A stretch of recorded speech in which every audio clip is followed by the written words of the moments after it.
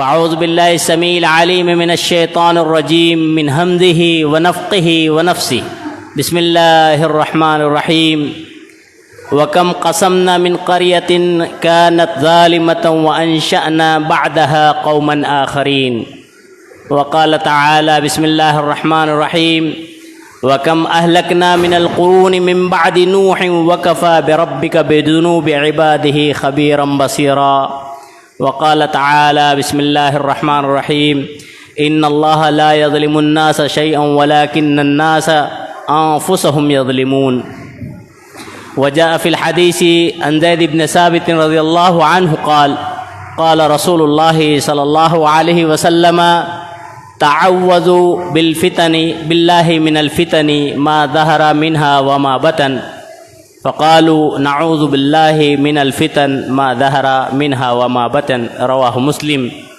وقال نبينا عليه الصلاة والسلام في حديث قدسي قال الله عز وجل ان رحمتی سبقت غضبی رواہ البخاری او کما قال علیہ الصلاۃ والسلام۔ برادران اسلام، نوجوان دوستو، بزرگان دین، خواتین ملت، پردہ نشین میری ماؤں، بہنوں، دیگر معزز حاضرین و سامعین جمعہ، خطبہ مسنونہ کے بعد میں نے قرآن حکیم کی 3 مختلف مقامات کی آیتیں اور ان کے ٹکڑے پڑھے ہیں، پھر 2 حدیث جو ایک مسلم اور ایک بخاری کی ہے آپ حضرات کے گوش گزار کی۔ انہی آیات و احادیث کے تناظر میں خطبہ جمعہ کے طور پر سابقہ امتوں کی ہلاکتیں، اسباب و علاج،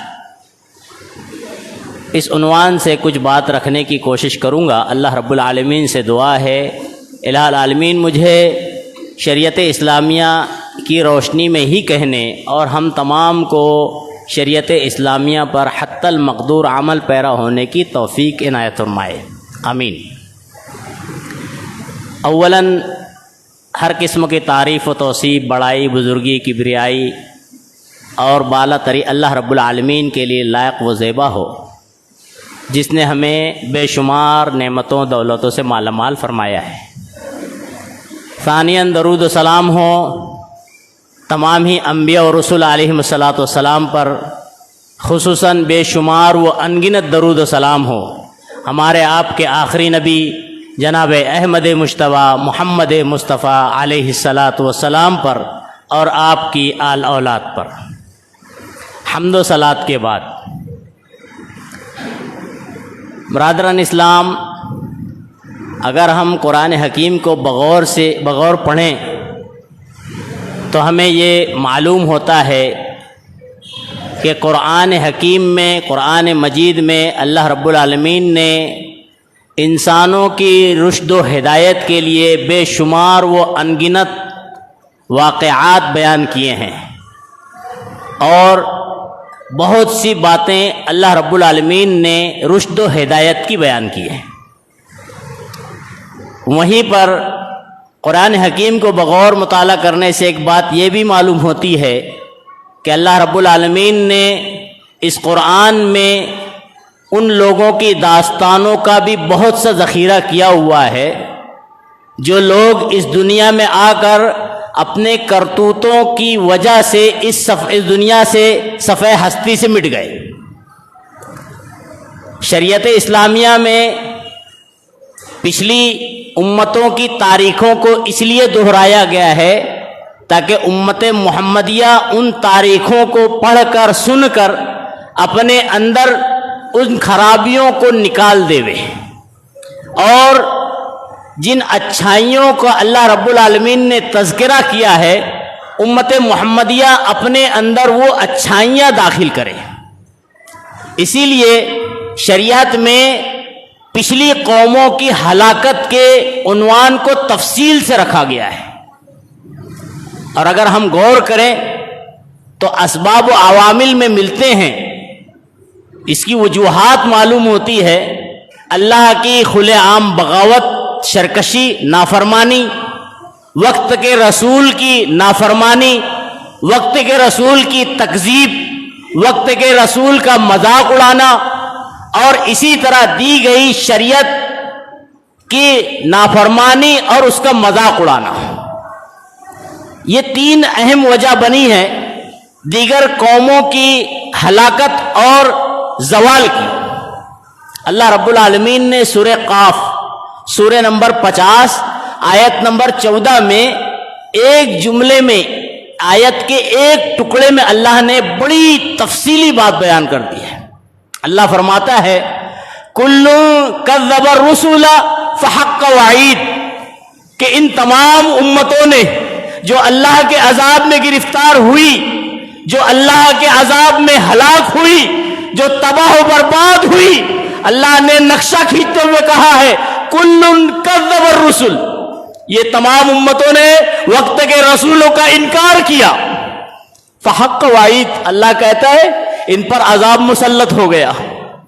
آج اس آیت کے ضمن میں امت محمدیہ اپنے آپ کو مسلمان کہلانے والے، اپنے آپ کو کلمہ گو کہنے والے غور کر سکتے ہیں، سبق لے سکتے ہیں کہ یہ آیت کریمہ اللہ نے جناب محمد رسول اللہ صلی اللہ علیہ وسلم کی تسلی کے طور پہ نازل کی تھی۔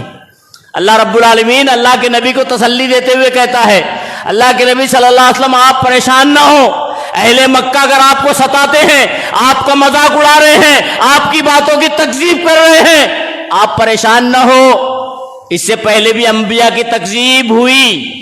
وہیں پر اللہ رب العالمین اس آیت کریمہ میں امت محمدیہ کو دوسرا اہم سبق دیتا ہے۔ اہل مکہ مخاطب اول تھے، اللہ کہتا ہے اہل مکہ تم لوگ جان لو اس سے پہلے کے نبیوں کا انجام، نبیوں کے امتیوں کا جنہوں نے ان کی تکذیب کی تھی کیا انجام ہوا تھا۔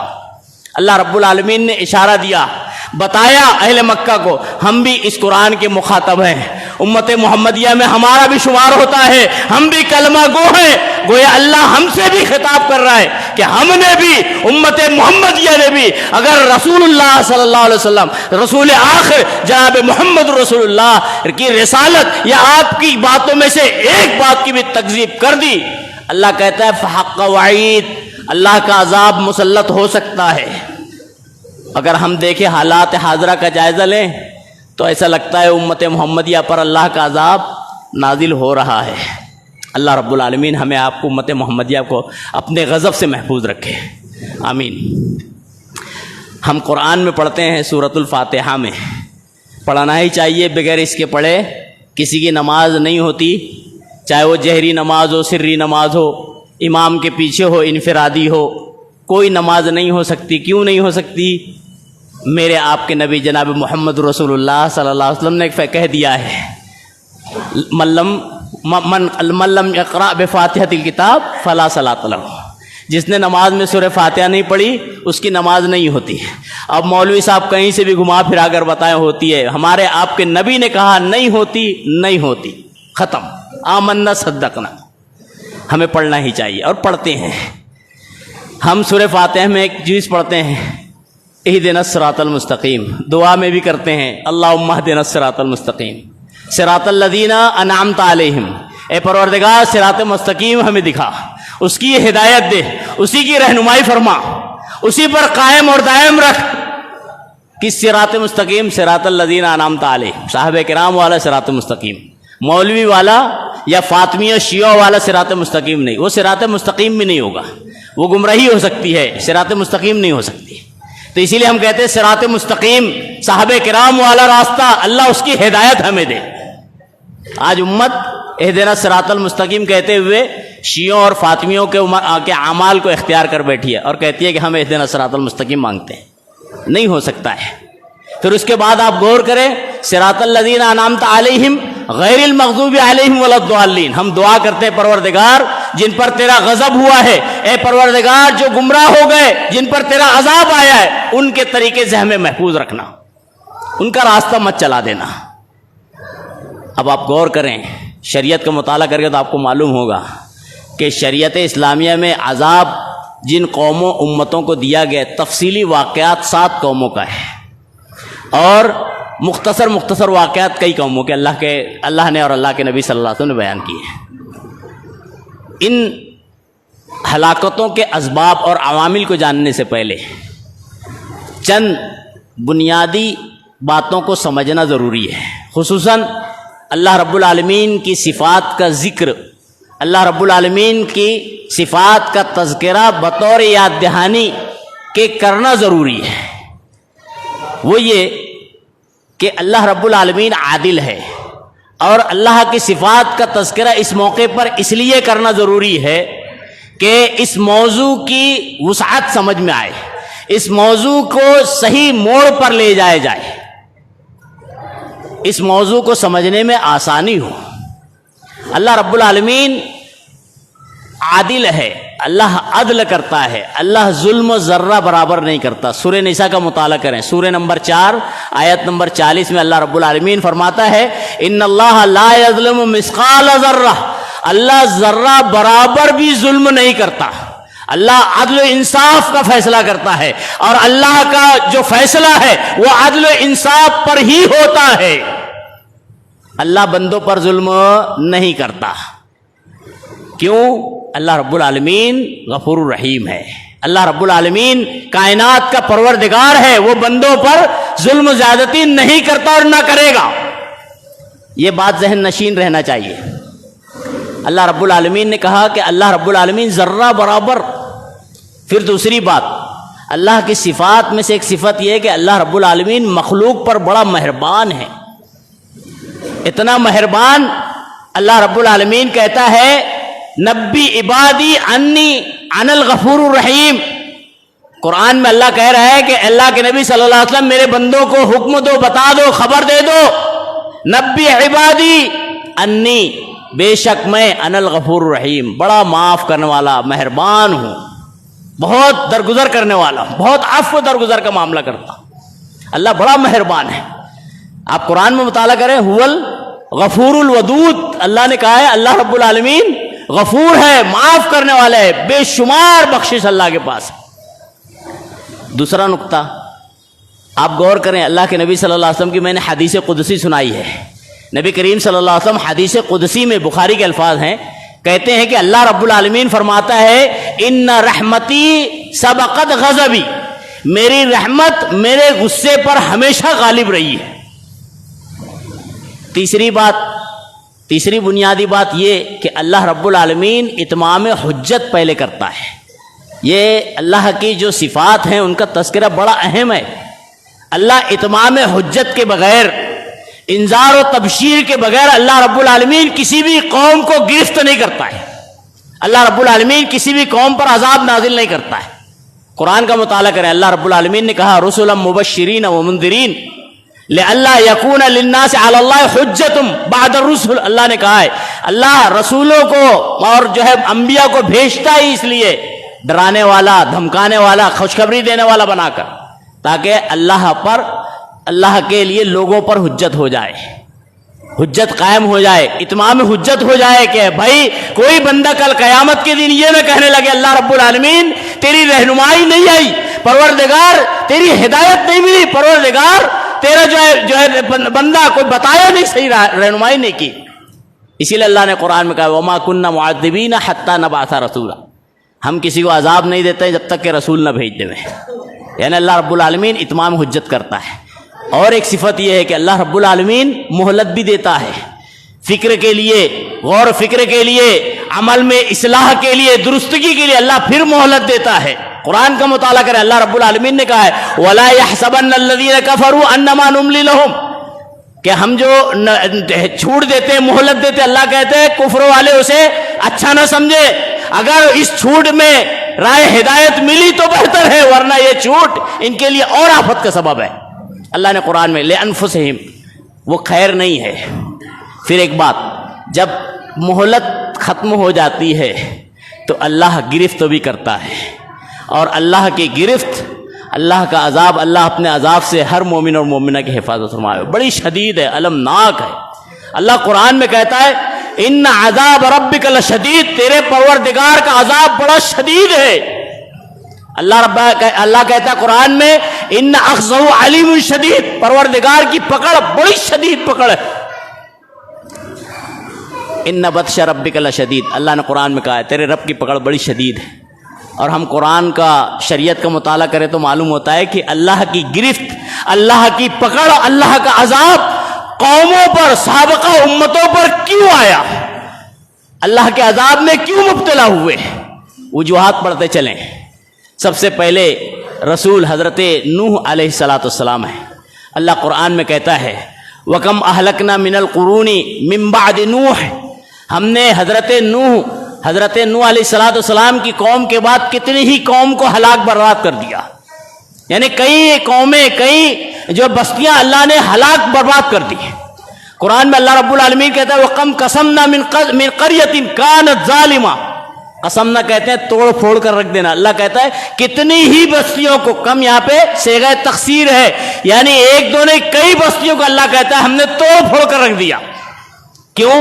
وَأَنشَأَ ظالمہ، کانت ظالمہ، اللہ نے وجہ بھی بیان کی ہے کہ ظالم تھی، اپنے اوپر زیادتی کرتی تھی، وقت کے رسول کے ساتھ زیادتی کی تھی، اللہ کی شان میں گستاخی کرتی تھی، اللہ نے توڑ پھوڑ کر رکھ دیا.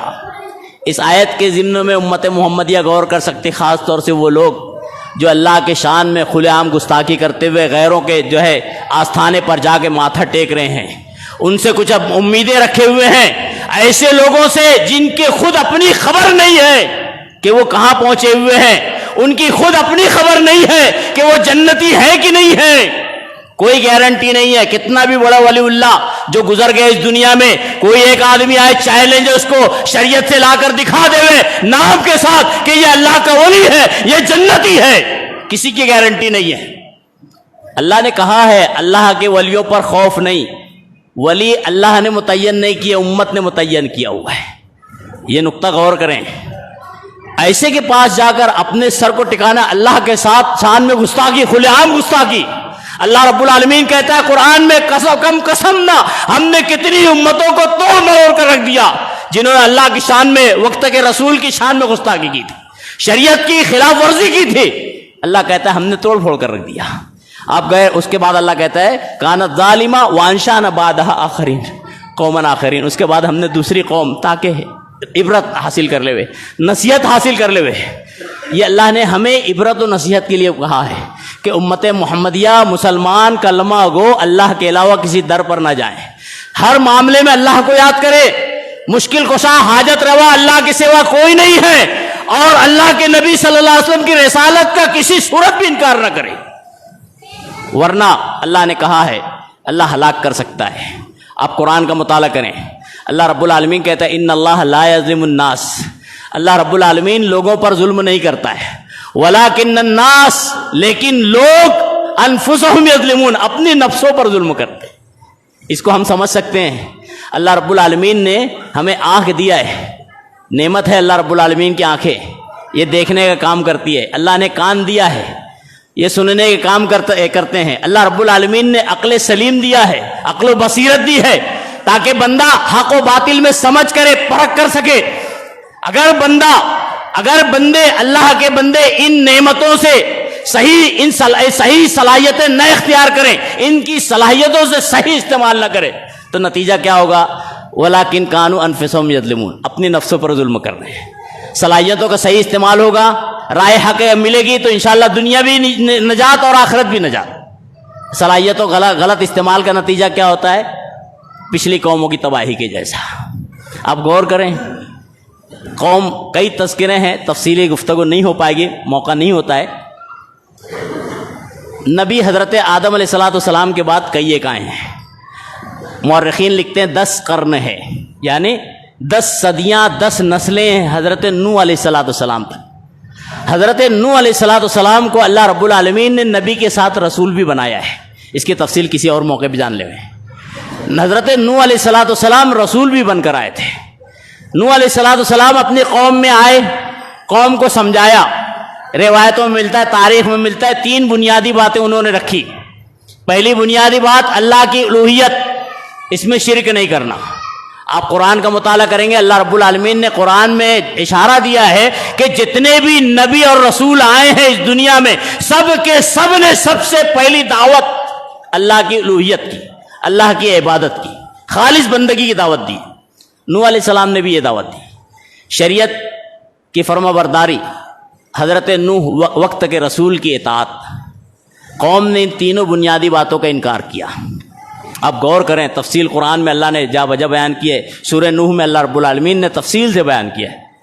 قرآن کا مطالعہ کریں، اللہ رب العالمین کہتا ہے کہ حضرت نوح علیہ السلام 1000 میں 50 کم یعنی 950 سال قوم کو دعوت دیتے رہے، سمجھاتے رہے، قوم سدھرنے کا نام نہیں لی۔ اب غور کریں، دن کی اللہ حضرت نوح علیہ السلام خود کہتے ہیں، اے پروردگار میں نے رات میں دن میں ہر موقع سے علانیہ چپکے چپکے سمجھا بجھا کر بہترین انداز میں نصیحتی کلمات کہے پروردگار، ہر طرح سے سمجھایا قوم کو۔ قوم سدھرنے کا نام نہیں لے رہی ہے، قوم ٹس سے مس نہیں ہو رہی ہے۔ اے پروردگار چند لوگوں کے علاوہ تمام قوم ہر درمی پہ مبتلا ہے۔ 950 سال معمولی نہیں ہوتا دعوت و تبلیغ کے۔ اس کے بعد اللہ رب العالمین سے دعا کرتے، پروردگار اب تو ہی ان کا ہے، کیا کرنا ہے پروردگار تو ان کے حق میں فیصلہ کر دے۔ حضرت نوح علیہ السلام کو حکم ملتا ہے کشتی بنانے کا۔ آپ قرآن کا مطالعہ کریں، ان کے اندر جو طاقتور قسم کے لوگ تھے، اللہ رب العالمین نے مترفیہ کہا ہے، یعنی جو خوشحال لوگ ہوتے ہیں۔ لیکن خوشحال سے مراد وہ خوشحال نہیں جس کو اللہ نے خوشحال رکھا ہے اور وہ اطاعت گزار ہے، وہ نہیں، بلکہ خوشحال اور متکبر یعنی تکبر، غرور، گھمنڈ میں مبتلا ایسا شخص اگر ہو تو وہ اپنے آپ کے لیے آفت سمجھے۔ متکبر قسم کے لوگ تھے، غرور گھمنڈ میں خوشحال تھے، انہوں نے حضرت نوح علیہ السلام کی اس کشتی کا بھی مذاق اڑایا۔ کہتے تھے، اللہ قرآن میں نقشہ کھینچتا ہے، نوح کیا یہ کشتی زمین پر چلنے والی ہے؟ حضرت نوح علیہ السلام وقت کے نبی ہے، اللہ کا حکم ہے، بنا رہے کشتی تیار ہو جاتی ہے، اللہ رب العالمین کہتا ہے اے نوح اپنے اس مخلوق میں سے ہر میں سے جوڑے جوڑے اس میں جمع کر لے، اکٹھے کر لے۔ نوح علیہ السلام کشتی میں سب کو سوار کر لیتے ہیں۔ اس کے بعد اللہ قرآن میں نقل کرتا ہے سورہ قصص میں، وحال بینہم الموج، ایک سمندر میں موج آتی ہے، اس کے بعد طوفان آ جاتا ہے، طوفان میں پورے جتنے نافرمان شرکس اللہ کے نافرمان ہوتے ہیں سب غرقاب ہو جاتے ہیں۔ وہی لوگ محفوظ رہتے ہیں جو حضرت نوح علیہ السلام کی کشتی میں سوار ہیں۔ پھر یہ قبیلہ بعد میں عاد کے نام سے مشہور ہوتا ہے، عادی قبیلہ عادی تھے، اسے اللہ رب العالمین نے سورہ حاقہ میں تذکرہ کیا ہے، جس کی طرف حضرت ہود علیہ السلام بھیجے گئے تھے۔ آپ دیکھ لیے، میں تفصیل سے نہ مختصر سے بتا دوں، آج جو قوم قبیلہ تھی یہ حضرموت یمن ہے، اس کے اطراف میں ساحلی حصوں میں رہا کرتی تھی، سمندر کے ساحل پر پہاڑوں میں بڑے بڑے مکانات جن کے آثارات آج بھی کھنڈرات موجود ہیں، اللہ نے نشانات کے طور پہ رکھا ہوا ہے، صدیاں بیت رہی ہیں، نشانات باقی ہیں، تاکہ امت محمدیہ جب ان کے بارے میں سنے تو کچھ عبرت کا مقام لے، نصیحت حاصل کرے۔ کیا کہتے تھے قوم عاد؟ اللہ تذکرہ کہتا ہے، نحن اشد من اشد منا قوہ، ہم سے طاقتور اور کون ہو سکتا ہے۔ حضرت ہود علیہ السلام نے بڑا سمجھایا، نافرمانی اللہ کی بھی، حضرت ہود علیہ السلام کی بھی، اپنی منمانی زندگی گزار رہے تھے جیسے آج امت محمدیہ منمانی زندگی گزار رہی۔ اللہ رب العالمین محفوظ رکھے اپنے عذاب سے۔ یہی معاملہ ہے نا امت محمدیہ کا، اکثریت کا کیا معاملہ ہے؟ نماز جو ہے اس کی اپنے نبی کی نہیں ہے، نماز فلاں مولوی کی، عبادتیں جو کر رہا ہے، عید منا رہا ہے کسی اور کی ہے، یعنی نماز، روزہ، حج، زکوٰۃ اگر دیکھا جائے جملہ طور پہ عموم کا تو دیکھا جائے تو نماز اور دیگر عبادتیں جناب محمد رسول اللہ کی نہیں ہے، مولوی صاحب کی، امام صاحب کی بتائی ہوئی ہے۔ نتیجہ کیا ہوگا؟ اللہ رب العالمین نے تذکرہ کیا ہے، حضرت نوح علیہ السلام کے بعد قوم عاد آئی، بڑے طاقت و قوت والے، بڑے جسیم القد والے، اور اپنے آپ پر گھمنڈ کرتے تھے کہ ہم بڑے طاقتور۔ اللہ رب العالمین نے، آپ قرآن کا مطالعہ کریں، سورہ حاقہ 69 نمبر آیت نمبر 5 6 7 8، اللہ رب العالمین نے قوم عاد کا تذکرہ کیا ہے۔ اللہ کہتا ہے وَأَمَّا عَادٌ فَأُهْلِكُوا بِرِيحٍ صَرْصَرٍ عَاتِيَةٍ سَخَّرَ عَلَيْهِمْ 7 لَيَالٍ و8 أَيَّامٍ حُسُومًا فَتَرَى الْقَوْمَ فِيهَا صَرْعَىٰ كَأَنَّهُمْ أَعْجَازُ نَخْلٍ خَاوِيَةٍ۔ اللہ نے تذکرہ کیا ہے یہ قوم جو بڑی جسامت والی تھی، طاقت و قوت والی، لمبے چوڑے تھے، اپنے آپ کو کہتے تھے ہم سے طاقتور کون؟ اللہ کی مخالفت پر اترے، رسول کی مخالفت پر اترے۔ اللہ نے تذکرہ کیا ہے، اللہ نے ایک ہوا بھیجی، سرسرین عاتیہ، ٹھنڈی ہوا مسلسل آ رہی تھی، اتنی مسلسل آ رہی تھی کہ ان کو اپنی نفس نہیں سمجھ میں آئی کہاں رکھیں، کہاں بچائیں۔ اللہ نے 1-2 گھنٹے نہیں، 1-2 دن نہیں، سخر علیہم 7 لیال، اللہ نے 7 راتیں 8 ایام 8 دن مسلسل طوفانی ہوا۔ پھر اللہ تذکرہ کر رہا ہے حسوماً مسلسل آئی، فتر القوم فیہا سرعا، تم دیکھو گے قوم کو اکھڑے ہوئے کھجور کے درخت جو تنے سے نکل جاتے سوکھے ہوتے ہیں، ان کی کوئی حیثیت نہیں ہوتی۔ اللہ نے مثال دی ہے، یہ وہ قوم تھی جو نحن اشد قوہ کہتی تھی، ہم سے طاقتور کون، اللہ کو کہ بغاوت میں اتری تھی، اللہ نے نتیجہ دکھا دیا، صرف ایک ہوا سے تباہ ہو گئے۔ آپ دیکھیں قوم سمود کا تذکرہ، اللہ رب العالمین نے حضرت صالح علیہ السلام کو اس قوم کی طرف بھیجا تھا۔ آپ کو معلوم ہونا چاہیے امت محمدیہ ہونے کے ناطے ہم ایمان بالغیب رکھتے ہیں، ہمیں یقین ہونا چاہیے اللہ کے فرامین پر، شریعت پر، اور جب شریعت پر ہمیں یقین ہے، ایمان بالغیب ہے، تو ہمیں ان کرتوتوں سے اپنے آپ کو بچانا چاہیے جن کرتوتوں کی وجہ سے قومیں ہلاک ہو گئی ہیں۔ کہیں ایسا تو نہیں ہم تنہائی میں بیٹھ کر اپنا جائزہ لیں، جو قومیں ہلاک ہوئی ہیں، ان ہلاک کے جو ان کے ہلاکت کے جو اسباب تھے، جو عوامل تھے، آج ہمارے اندر تو نہیں ہے کہیں نہ کہیں۔ ہم میں تو اللہ کی فرمانبرداری ہے کہ نہیں ہے؟ ہم کہیں اللہ کے علاوہ کسی کی اللہ کی شان میں گستاخی کرتے ہوئے کسی غیر کو اللہ کا شریک تو نہیں بنا رہے ہیں؟ ہم اللہ کے نبی صلی اللہ علیہ وسلم کو رسالت کا پورا مقام مرتبہ دیا ہے کہ نہیں ہے؟ کسی اور کو رسالت کا مقام مرتبہ تو نہیں دے دیا ہے۔ اگر ہم میں یہ خامیاں ہے تو ہمیں فوراً اس کو صاف کرنا چاہیے، صحیح کرنا چاہیے، ورنہ اللہ رب العالمین عذاب میں گرفت کر لیتا ہے۔ آپ غور کریں، قوم سمود کا تذکر کرتے ہوئے اپنی بات کو سمیٹتا ہوں۔ حضرت صالح علیہ السلام قوم سمود کی طرف آئے تھے، بڑی تفصیلی باتیں ہیں۔ حضرت صالح علیہ السلام نے بھی توحید کا پیغام دیا۔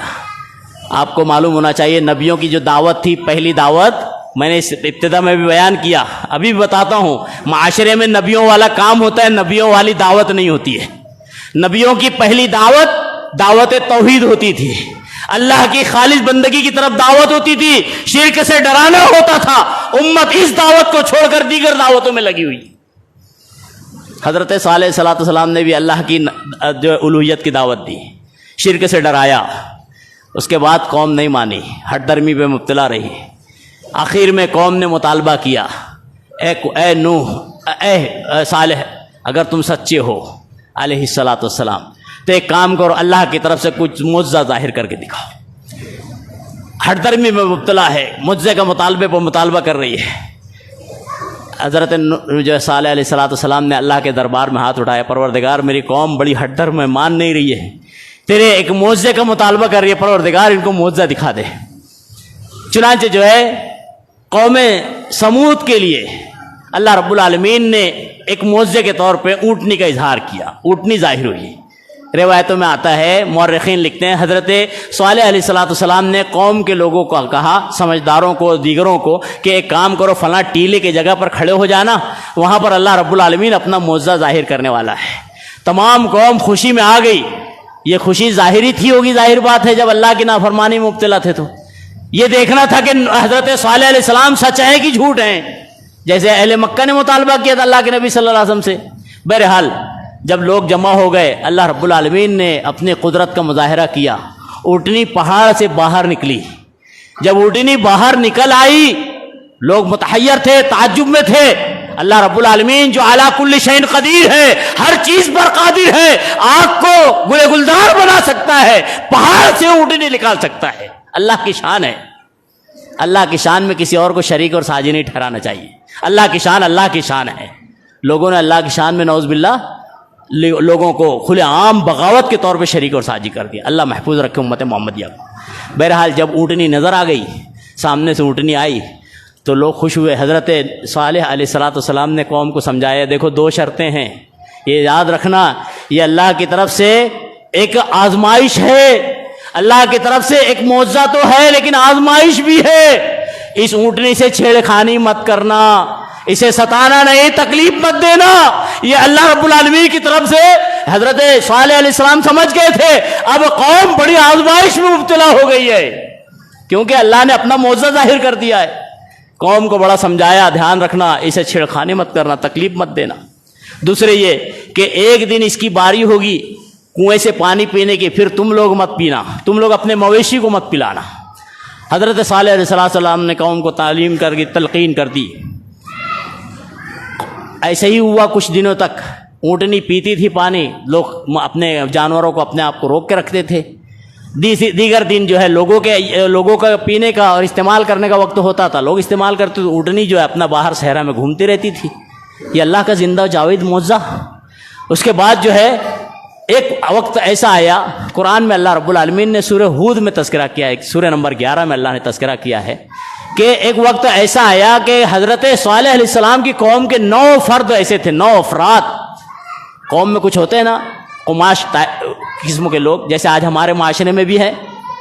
جہالت اتنی آ گئی ہے کہ ایک جاہل، بہرحال اس کی تو وہ تو نادان ہے، اس کے پیچھے جن کے ہاتھ ہے وہ کتنا بڑا جاہل ہے کہ جو ہے عید میلاد کے موقع پر، جو کہ شریعت میں کہیں نہیں ہے، اسلام میں کہیں نہیں ہے، نبی کی میلاد کے موقع پر کھڑے ہو کر امت مسلمہ کے خلاف سور اور فلاں فلاں کے نعرے لگا رہا ہے۔ اتنی بڑی جہالت۔ بہرحال اللہ رب العالمین نے اپنا معجزہ دکھایا، اونٹنی پھر رہی ہے۔ 9 لوگ ایسے تھے قماش قسم کے حضرت صالح علیہ السلام کی قوم میں، جو بڑی نگرانی کیے ہوئے تھے اور بڑے بدماش قسم کے لوگ تھے۔ حضرت صالح علیہ السلام کی باتیں بھی تسلیم نہیں کرتے تھے، مزید اونٹنی کے ساتھ شرارت کرتے تھے۔ ایک مرتبہ انہوں نے پروگرام بنایا، بڑی تفصیلی باتیں ہیں تاریخ میں، پروگرام بنایا کہ ہم حضرت صالح علیہ السلام کو اور اونٹنی کے ساتھ کچھ ایسا جو ہے شب خوں ماریں گے اور قتل کر دیں گے۔ نتیجہ یہ ہوا کہ پہلے انہوں نے اونٹنی کی کونچیں کاٹ دی۔ جب کونچیں کاٹی گئی اونٹنی کی، اونٹنی سے ایک چیخ نکلی، اونٹنی نے ایک چیخ ماری، روایتوں میں آتا ہے اتنی شدید چیخ تھی کہ تمام لوگوں کے کانوں میں پہنچ گئی۔ حضرت صالح علیہ السلام بھی دوڑ کر آئے، دیکھا تو کہا کس نے کیا یہ اللہ کے رب العالمین کے معجزے کے ساتھ، آزمائش کے ساتھ چھیڑخانی۔ اب یاد رکھو قوم کے لوگوں، تمہارے اوپر عذاب آنا طے ہے، تم نے اللہ کے معجزے کے ساتھ چھیڑخانی کی ہے۔ اس کے بعد کیا ہوتا ہے؟ اللہ رب العالمین حکم دیتا ہے حضرت صالح علیہ السلام کو، آپ اپنے ماننے والوں کو لے کر اس جو ہے گاؤں سے باہر چلے جائیں، کیونکہ اب اللہ کا عذاب آنا ہے، 3 دن کے اندر اللہ کا عذاب آنا ہے۔ روایتوں میں آتا ہے کہ 3 دن میں اللہ رب العالمین کا ایسا شدید عذاب آیا جو چیخ کے انداز میں تھا۔ اللہ نے سورہ حاقہ میں سورہ نمبر 69 میں اس کا تذکرہ کیا ہے، وَأَمَّا ثَمُودُ فَأُهْلِكُوا بِالطَّاغِيَةِ، کہ جو سمود تھی، قوم سمود، حضرت صالح علیہ السلام کی قوم، یہ چیخ سے مر گئی، ہلاک ہو گئی، برباد ہو گئی۔ یعنی اس قدر چیخ اتنی تیز تھی کہ چیخ کی قوت برداشت، جو قوت سماعت ہوتی ہے، برداشت نہیں کر سکی، اور تمام کی تمام قوم تباہ و برباد ہو گئی۔ اس تینوں واقعات، اور بھی واقعات ہیں، انشاءاللہ موقع سے زندگی رہی تو اس کی تفصیل رکھی جائے گی۔ ان واقعات سے ہمیں کیا سبق ملتا ہے، کیا عبرت اور نصیحت ملتی ہے؟ امت محمدیہ ہونے کے ناطے ہمیں سب سے بڑا سبق یہ ملتا ہے کہ ہم جب تک اس دنیا میں رہیں تہیہ کر لیں کہ خالص اللہ کی بندگی کریں گے۔ پہلا سبق ملا اللہ کی بندگی میں، امت محمدیہ ہونے کے ناطے ہم یہ تہیہ کر لیں کہ اللہ کا کوئی شریک اور ساجی حاجت روا مشکل کشا کے طور پہ نہیں ٹھہرائیں گے۔ دوسرا سبق ہے۔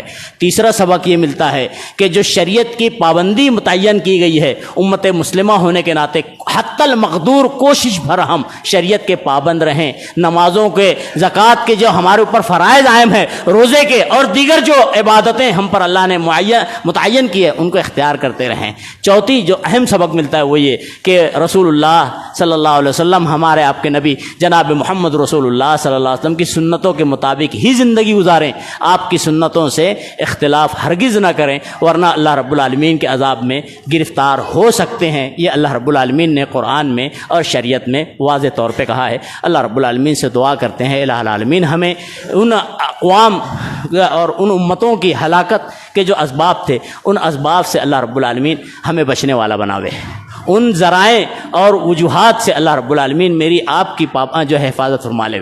اللہ رب العالمین ایسا کوئی بھی کیریکٹر اور کردار ہمارے اندر نہ داخل ہو جو اللہ تیرے عذاب کا، تیرے غضب کا سبب بن سکے۔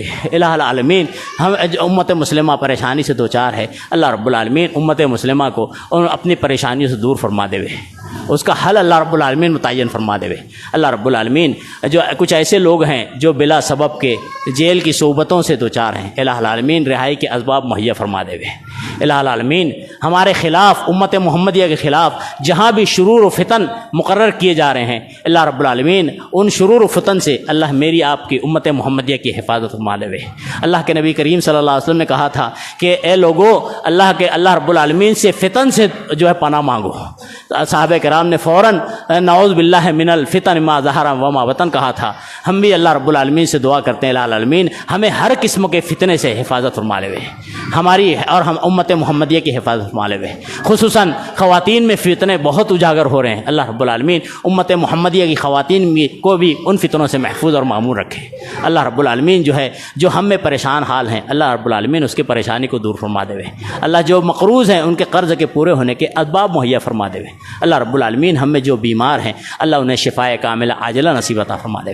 اللہ رب العالمین ہم میں جو گزر گئے ہوں چھوٹے بڑے، اللہ رب العالمین ان کی کروٹ کروٹ مغفرت عطا فرما دے. اللہ رب العالمین جب تک ہمیں اس دنیا میں رکھے حقیقی دین اور ایمان پر قائم اور دائم رکھے. الہ العالمین میرا آپ کا ہر مومن اور مومنہ کا خاتمہ بھی حقیقی ایمان اور دین پر ہی فرما دے. آمین. اقول قولی ھذا واستغفر اللہ لی ولکم ولسائر المسلمین انہ تعالی جواد کرم بر رؤوف رحیم فاستغفروہ انہ هو الغفور الرحیم.